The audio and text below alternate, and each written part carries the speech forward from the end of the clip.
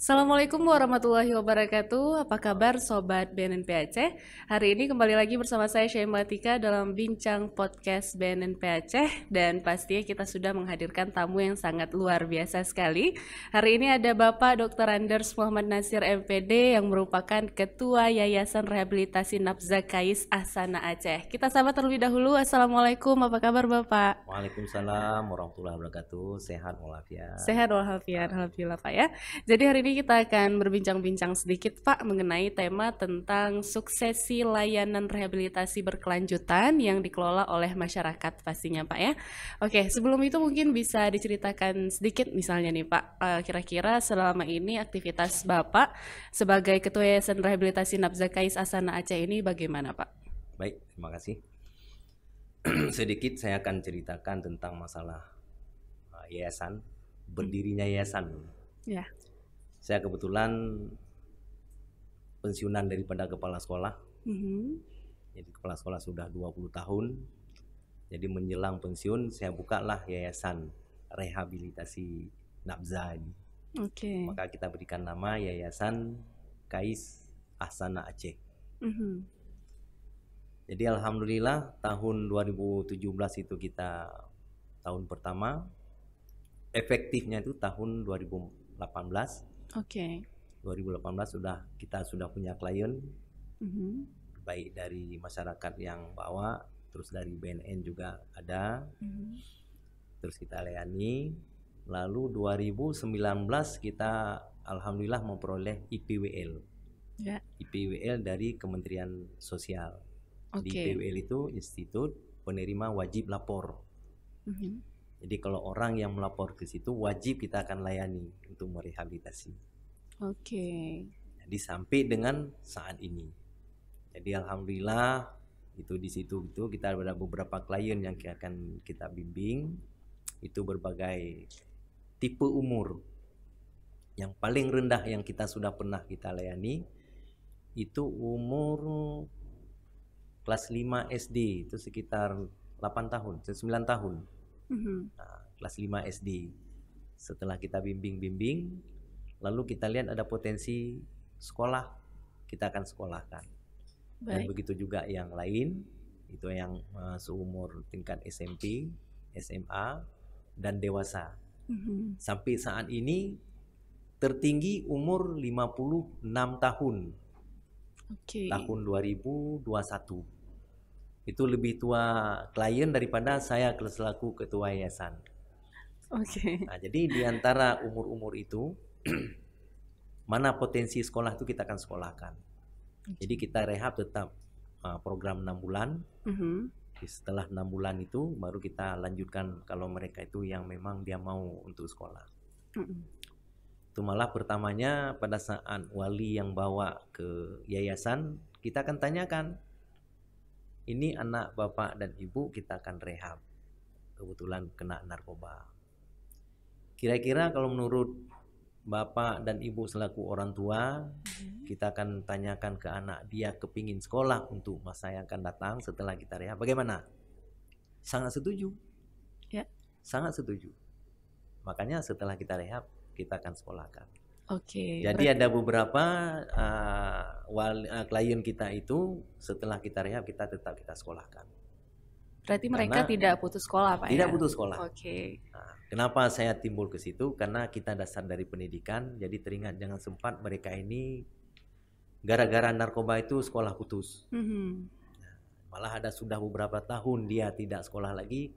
Alhamdulillah kita akan dekatin kepada sekolah yang kita tuju itu supaya mereka ini bisa sekolah. Nah, kalau memang dia tidak sanggup lagi untuk berpikir apa itu, kita ikutkan paket sesuai dengan kemampuan dia. Kalau dia memang tingkat SD paket A, kalau kalau SMP paket B, tingkat SMA paket C. Jadi ada itu yang sudah kita daftarkan juga sedemikian. Jadi begitu selesai kita rehab, kita serahkan kepada orang tuanya, lalu kita kontrol lewat handphone. Ini sudah saatnya kita harus ikut paket, ayo silakan. Nah, jadi orang tuanya langsung berperan. Oke, luar biasa sekali Pak ya.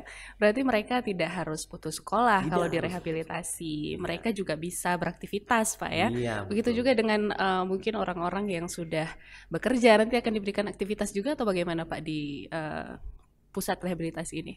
Mereka yang memang tidak ada keinginan sekolah lagi, Mhm. nah itu kita akan arahkan ke life skill. Oke. Nah, life skill. Malah ada beberapa yang kita lihat sudah ada kemampuan mereka itu keluar dari situ, dia bisa berjualan jus, Mhm. malah bisa dia berdagang. Mhm. Itu seperti yang saya pantau selama ini yang dari Aceh Tenggara itu, Ya. Kota Cane, malah dia setelah pulang umroh Mhm. berjualan dia. Oke. Terus satu lagi juga Kota Cane, mereka itu selesai ini kebetulan memang orang tani, Mhm. dia terjun ke tani, Oke. Sesuai terjun ke skills tani. masing-masing Iya, lah iya, ya. iya. Jadi sampai saat ini masih bertahan ke seperti itu. Oke. Pak, tadi dari basic Bapak nih ya sebagai kepala sekolah, guru gitu Pak. Kenapa tiba-tiba Bapak memutuskan untuk membuka yayasan ini Pak untuk merehabilitasi orang-orang yang mungkin terkena dampak oleh narkoba? Baik, kalau begitu memang saya sendiri itu pun juga nggak tahu apa sebabnya. Oke, panggilan Jadi Pak ya? sambil duduk dengan mereka ini mungkin dari pergaulan juga, Ya. duduk bareng di warkop, Mhm. mungkin ngomong-ngomong. Ya. Jadi adalah yang mengajak.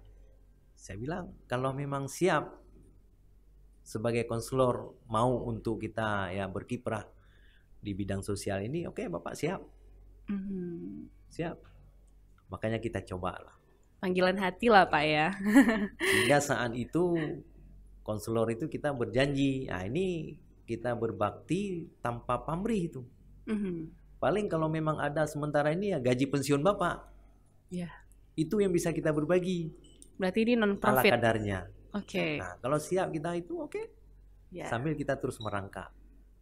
Tapi alhamdulillah konselor yang bersabar ini Mhm. sempat dia miliki SK kontrak Kementerian Sosial. Wah, luar Nah, biasa. luar biasa memang. Iya. Saya juga terharu terhadap konselor yang memang bersabar. Masya Allah ya. Memang ada saja jalan dari Allah ya. Ya, Kalau betul, memang sudah betul. ikhlas, insya Allah diberikan rezeki dari pintu yang berbeda, Pak ya. Betul, betul. Oke Pak, mungkin bisa dijelaskan sedikit Pak dari sudut pandang atau perspektif Bapak sendiri, kira-kira narkoba dan dampak buruk dari narkoba itu seperti apa Pak? Baik, sebenarnya saya mulanya kita dengar-dengar baik di media-media itu, maka Mhm. miris sekali itu. Iya. Sehingga saya panggilan hati untuk rasanya ingin kita membasmi, Mhm. tapi karena kita tak punya daya yang maksimal, Ya. makanya lewat inilah kita akan bangkitkan mereka-mereka itu Mhm. supaya ya mudah-mudahan di Aceh ini bebaslah dari narkoba. Amin, Pak ya. Jadi karena kepingin kita seperti itu, Ya. makanya saya terpanggil lah. Lalu termasuk salah satu usaha kami itu sebagai konselor itu, Mhm. kita ke daerah-daerah itu mengadakan sosialisasi. Ya. Karena kita lihat itu kadang-kadang masyarakat tidak paham betul tentang apa itu rehab narkoba. Benar. Jadi mereka itu menganggap rehab narkoba itu apa itu disiksa di situ, dipukul, malah direndam. Mhm. Ada kata-kata masyarakat itu seperti itu. Oh. Tapi setelah kita jelaskan program rehabilitasi narkoba di Kais Asana Aceh, termasuk tercengang dia. Oh rupanya begitu. Nah itu pas kami mengadakan sosialisasi di Pulau Aceh waktu itu. Oke. Tahun yang lalu saya sempat ke sana. Itu saya sendiri memang datang. Mhm. Saya sendiri datang, kayak ingin lihat di Pulau Aceh itu bagaimana. Kan banyak sekali itu mereka di sana. Jadi tercengang dia. Oh rupanya begitu Pak ya. Jadi tidak dipukul kita di sana. Enggak. Malah ada lagi yang miris lagi mengatakan, Pak bagaimana cara kita hilangkan itu narkoba mereka itu pecandu? Apa ada dikasih itu sikit-sikit? Enggak ada itu putus total kalau sudah direhab. Mhm. Kalaupun kita mau kasih sikit-sikit, di mana kita mau cari itu? Ya. Nggak tahu kita di mana cari. Kalau saya selaku ketua yayasan kita cari itu malah saya kena tangkap. Oke. Iya kan? Nah, jadi tidak ada itu putus total. Mhm. Nah, cuman kita berikan bimbingan-bimbingan dan arahan-arahan secara agama, lewat Al-Quran, lewat fikih, lewat ceramah-ceramah. Oh, begitu. Jadi sehingga mereka itu hilanglah ke narkobanya. Mhm. Jadi begitu pelaksanaan kami di yayasan. Ini agar tidak salah paham lagi, Pak, Jadi ya. sehingga dia tidak salah paham lagi. Iya. Nah, cuman yang tidak bisa kita putuskan mereka itu rokok. Nah, itu rokok pun di yayasan itu kita atur sedemikian rupa. Tidak semenurut dia. Kalau dia di luar itu bisa dia 1 bungkus 1 hari atau 2 bungkus 1 hari, di yayasan kita tentukan. Ya, 1 hari 5 batang. Nah, nanti kita kurangkan lagi pelan-pelan sehingga kalau bisa mereka itu bisa hilang. Tapi itu sulit memang. Ya. Sulit untuk kita hilangkan rokok. Jangankan orang yang kena narkoba, yang non narkoba aja untuk menghilangkan Sulit, Pak, rokok ya. itu sulit sekali. Karena zat adiktif ya, Iya, edik. betul. Iya, benar. Oke, Pak, mungkin selanjutnya bisa dijelaskan nih, Pak, sejauh mana peran yayasan dari rehabilitasi nafza ini, khususnya Yayasan KAIS ya, Pak ya, selama ini dalam pemberantasan narkoba di Aceh. Kami banyak memang usaha-usaha yang kita akan lakukan di dalam masyarakat. Saya kadang-kadang beserta dengan konselor, itu kalau diundang oleh kampung-kampung itu, nah di situ kita terus berbagi sosialisasi lah, Pak ya, tentang itu. Nah, jadi sehingga masyarakat kampung luas bisa lebih tahu. Ya. Jadi sehingga dia dengan mudah untuk mau dia merehab anaknya itu. Kadang-kadang ini kan kalau di Aceh itu kan apa itu termasuk aib juga. Benar. Aib gitu. Anak sudah kena narkoba, berarti orang tua itu menutupi seolah-olah tidak ada dia. Benar. Malah ada orang tua pada saat kita beritahukan bahwa anaknya sudah kena narkoba, terima kasih ke kita. Terima kasih, iya. Di mana tanda-tandanya kita arahkan. Tanda-tanda orang narkoba gini kita arahkan kepada orang tua. Terima kasih. Tapi ada sebagian orang tua pada saat kita bilang kayak itu malah dicemoohkan kita. Kok kayak itu gini? Ya marah-marah lah. Nuduh tapi ini pada saat dibilangnya. dia marah-marah itu kita kasih pemahaman, akhirnya dia akan malu sendiri. Jadi dia paham. Berarti yang dulunya dia tidak paham, dengan kita jelaskan dia bisa paham. Begitu, Pak ya. Selama ini kan, Pak, kalau misalnya orang sudah terkena dampak oleh narkoba, alhamdulillah misalnya sudah direhabilitasi, dia bisa berhenti dari narkoba. Kemudian banyak juga kasus ketika sudah keluar dari pusat rehabilitasi, dia kembali lagi memakai narkoba. Ini bagaimana, Pak, cara dari pusat yayasan ini sendiri untuk bisa menghindari hal tersebut, Pak? Betul, memang itu apa adanya, itu ada terjadi. Terjadi, termasuk yang lepasan dari KAIS itu yang seingat saya itu ada beberapa orang, tapi dari beberapa orang itu terkontrol. Jadi saya memang sudah bagaimana lah panggilan hati saya itu begitu mereka ini selesai dari rehab, itu kontak tetap saya akan hubungi itu ke orang tuanya. Bagaimana anak kita, Pak nih atau Ibu, aman atau gimana? Nanti disampaikan. Begitu disampaikan kita arahkan terus ke orang tuanya. Arahkan orang tua ini mohon dijaga, diawasi terus. Kalau sudah tidak sanggup awasi, telepon saya. Saya siap untuk menjemputnya. Dan kita pun sudah ada perjanjian itu. Pada saat kita memberikan sertifikat dan surat pengembalian, setelah selesai dia direhab, kita sampaikan kata kunci. Ini kamu nanti begitu nanti sampai ke sana akan ketemu kawan kamu yang lama. Kalau dia ajak itu bagaimana kira-kira? Udah lagi pagi ini gitu macam. Nah, di depan kita begitu pengakuannya. Beserta ada orang-orang tuanya kan di samping. Lalu Bapak katakan, kalau memang ia seperti itu pengakuannya bagus. Tapi kalau tidak bagaimana? Nah, tercengang dia. Kalau tidak bisa jawab, Bapak yang jawab. Kalau ternyata nanti keluhan orang tua ditelepon ke Bapak, kamu akan make lagi, itu dalam detik itu kami akan pergi untuk menjemputnya. Kita akan rehab balik. Nah, kenapa kita keluarkan statement itu? Supaya yang kita harapkan itu dia tidak make lagi. Ya kan? Apalagi kita rehab 6 bulan itu kan tersiksa sekali. Ya. Apa masuk deto jalurnya kan pertama, dan itu kita masukkan ke program lagi, kan membosankan. Ya. Nah, jadi alhamdulillah dengan metode itu kita lakukan, tidak sebanyak yang kita apa itu. Kadang-kadang kan orang berprediksi ini begitu dia pulang kampung, dia akan kena lagi. Tapi akan terhambat, itu saya lihat dari hasil monitor kita dengan orang tua. Cuma kecuali orang tua itu menutup-nutup, itu berarti di luar dugaan jangkauan kita kan. Tapi pernah ada kasus nggak Pak, misalnya si pemakai narkoba ini ternyata tidak memiliki keluarga, itu bagaimana cara monitoringnya Pak? Itu dengan tetangganya itu paling, atau saudara-saudaranya. Nomor kontak itu tetap kita akan kita minta.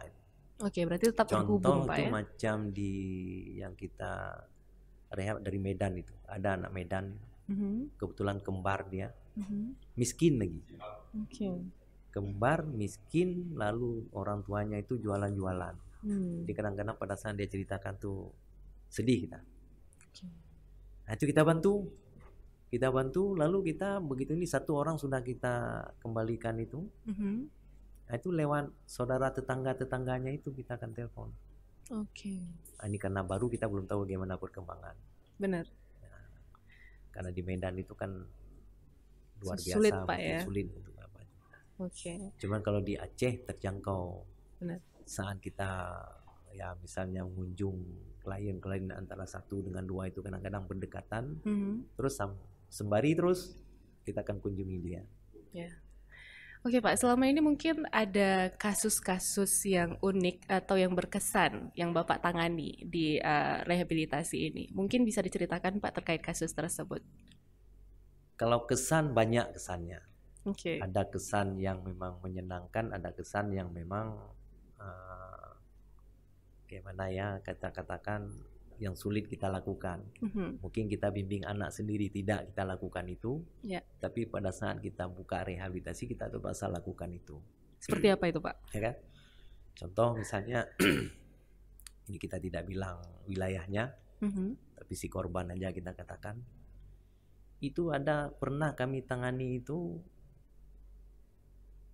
yang dia memang tidak tahu diri lagi. Maaf cakap, keluar beolnya di celana itu dia enggak tahu. Enggak tahu. Yang kasih tahu temannya sekamar. Bau apa. Ternyata di celananya. Itu kesan yang paling dampaknya bisa sampai seperti itu Pak ya? Sampai segitu. Jadi terpaksa konselor ini kan pusing. Kami yang tidak pernah menangani untuk keluarga itu, tapi sampai ke pecandu kita akan lakukan, terpaksa kita lakukan. Kita cuci dan sebagainya. Lalu kita akan dipantau, di asesmen terus sama konselornya. Kalau memang harus kita rujuk ke rumah sakit jiwa, kita akan rujuk. Jadi ada yang pernah kita rujuk ke rumah sakit jiwa. Beliau yang tadi itu. Jadi kita rujuk ke sana, walaupun kita rujuk ke sana tetap dalam kawasan pengawasan daripada konselor KAIS Asana. Begitu sudah stabil, kita akan jemput kembali. Berarti sekarang sudah stabil Pak, alhamdulillah. Alhamdulillah. Sudah dijemput kembali Pak ya? Udah kita jemput balik, walaupun belum lagi dia normal sekali, tapi sudah tahu diri. Malah sudah pernah kita akan coba untuk bekerja. Bekerja dia di satu bengkel, bengkel mobil kebetulan. Bengkel mobil. Jadi ya situ kan ada yang tempat-tempat kerja yang kasar-kasar. Nah, ke situ diarahkan. Dan kita sampaikan kepada yang punya bengkel itu, ini belum sempurna betul. Kira-kira kalau pekerjaan yang halus jangan dulu diberikan. Biar dia kerja kasar dulu. Begitu kita akan lakukan. Itu kira-kira kalau kasus seperti itu dia memakai narkoba jenis apa dan sudah berapa lama Pak? Sudah sampai separah itu? Kalau menurut keterangan orang tuanya memang sudah lama. lama dia. Sejak dia sekolah SMP sudah make. Sampai SMP sampai selesai sekolah. Kebetulan dia udah tamat sekolah. SMA ya Pak? SMA-nya. Oke. Berarti sudah 6 tahun udah kurang lama. lebih ya. Cuman kadang-kadang orang tuanya itu enggak begitu jeli. Enggak tahu dia saat SMP itu dia makai. Ketahuannya sudah SMA-nya. Oke. Kira-kira Pak, selama ini dari pengalaman yang sudah Bapak lalui, kira-kira dari sudut pandang masyarakat, apakah mereka sudah sangat menyadari nih Pak, pentingnya dari program rehabilitasi ini? Ya, banyak sudah masyarakat mengakui bahwa memang rehabilitasi ini sangat penting memang bagi memang pecandu-pecandu. Cuman kadang-kadang dia orang kampung ini kalau kita tidak jelaskan secara apa itu dia anggap bisa sembuh sendiri. Ya. Alah enggak apa-apa itu nanti dia nak pakai nanti kan. Nanti dia kan feelingnya itu kan akan berbeda kalau mereka itu tidak dibimbing secara khusus. Benar. Oke, berarti mereka sudah sadar lah Pak, iya. Insya Allah ya. Oke, selama ini Pak di pusat rehabilitasi Bapak sendiri, kira-kira orang-orang yang direhab itu direhabilitasi full selama 6 bulan atau bahkan ada yang kurang dari 6 bulan Pak? Kalau yang program awal memang 6 bulan full. 6 bulan full, berarti tidak ada yang kurang dari 6 bulan? Tidak ada yang kurang kecuali mereka sudah beberapa kali direhab. Itu istilahnya clean up. Clean up itu hanya 3 bulan. Tapi tetap efektif Pak walaupun 3 bulan ya? Efektif. Nah, harus memang. Memang sudah seperti itu prosedurnya? Malah kita buat aturan kalau memang kadang-kadang gini, ada wali klien kita itu sudah sebulan di KIS, dilihat sudah normal, sudah ngomong yang sudah bagus. Ini itu macam mohon izin Pak, boleh dipulangkan anak saya ini, saya lihat udah bagus dia. Ada yang seperti itu. Dan diizinkan untuk pulang Pak? Jadi kita tidak izinkan itu. Oh, tidak boleh. Pada intake pertamanya itu sudah kita sampaikan itu. Tetap kalau memang program 3 bulan clean up itu tetap 3 bulan. Yang 6 bulan tetap 6 bulan. Kecuali kalau ada kasus-kasus tertentu seperti sekolah Pak ya, ujian gitu ya. Kalau yang sekolah itu ya kita giring. Ya. Kita akan dampingi dia itu. Itu kadang-kadang yang sekolah itu kadang-kadang licik juga dia. Kenapa tuh Pak? Begitu apa tuh? Bro, permisi sebentar mau ke toilet. Itu konselornya tetap dampingi itu, nempel terus. Kok nggak dia nempel itu bisa jadi nanti kabur. Iya benar-benar. Karena pernah kejadian itu. Pada saat kami jemput klien dari Subuh Salam. Dari Subuh Salam pas sampai ke Bakongan, kami anggap dia memang sudah wilayah orang, nggak mungkin lagi dia bikin macam-macam. Habis salat maghrib, habis itu minta permisi, bro, permisi bentar ke toilet. Pergi, kebetulan agak pengontrolannya nggak begitu ketat. Dilihat udah nggak ada lagi. Nggak ada lagi, kabur dia. Kami carilah semalam itu bersama dengan orang kampung di situ. Licik juga dia, kebetulan nggak dapat. Pokoknya keesokan harinya baru alhamdulillah dapat. Balik dia ke rumahnya. Jadi kita jemput kembali. Jadi begitulah liciknya mereka itu. Yang kita kadang-kadang tidak sangka, tapi mereka itu terjangkau segampang itu. Udah wilayah orang kan, tak mungkin lagi dia akan kemana-mana.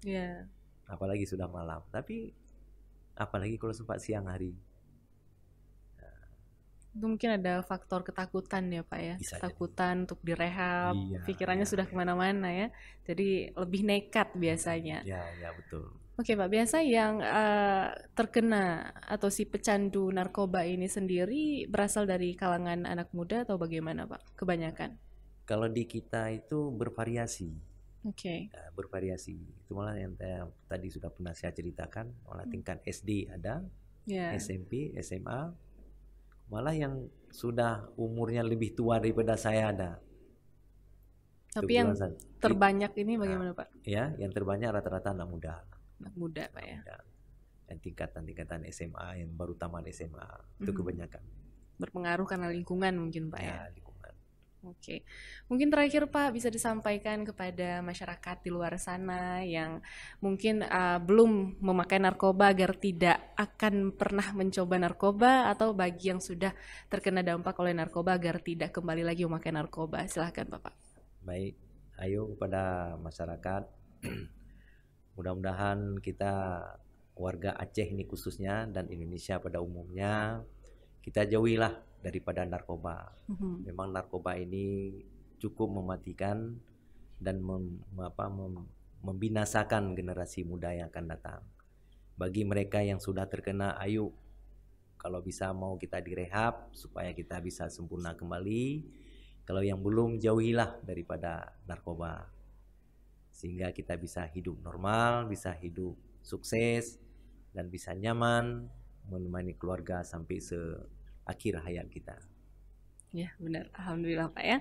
Oke, mungkin itu saja yang bisa kita diskusikan Pak hari ini. Kami ucapkan terima kasih kepada Bapak Nasir hari ini sudah menyempatkan waktunya untuk berbincang-bincang di podcast BNN PAC Pak. Dan juga bagi masyarakat di luar sana, jangan lupa pesan-pesan yang sudah disampaikan oleh Bapak Nasir tadi. Mari kita war on drugs sama-sama ya Pak ya. Dan juga mari kita jauhi narkoba karena semua orang berhak untuk bahagia di bidangnya masing-masing. Baik, akhirnya saya Syematika selaku host pada hari ini mengundurkan diri. Wabillahi taufik wal hidayah. Wassalamualaikum warahmatullahi wabarakatuh. Waalaikumsalam warahmatullahi wabarakatuh.